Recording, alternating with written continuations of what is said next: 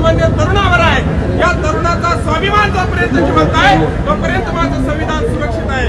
आणि म्हणून आपण सगळे जमलेले तरुण आज एक मुखाने या ठिकाणी आपण नारा दिला। कुठलीही सरकारी यंत्रणा या ठिकाणी आपल्याला थांबवू शकणार नाही।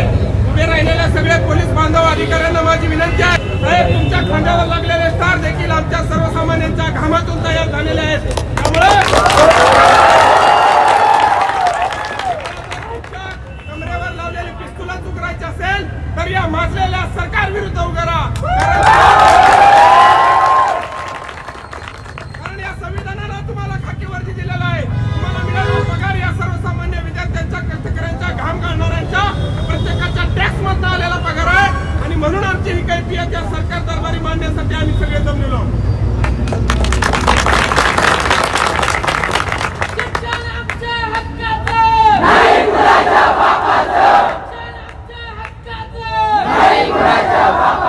देशात किड्या मुंग्यांना देखील सन्मान आहे, परंतु विद्यार्थ्यांना कुठलाही सन्मान राहिला नाही। आणि म्हणून आपण या ठिकाणी लढा देऊया।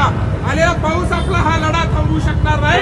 सूर्यमान जाधव, मी स्वाभिमानी शेतकरी संघटनेचा युवा प्रदेश अध्यक्ष म्हणून शेतकरी चळवळीत काम करतो।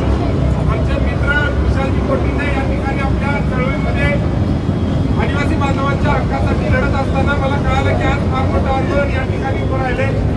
नाशिकच्या दौऱ्यावर असताना आवर्जून आपल्या सगळ्या मंडळींची चर्चा करण्यासाठी, संवाद साधण्यासाठी या ठिकाणी आलो। तुझ्या हाती तूप आलं, तुझ्या हाती साय।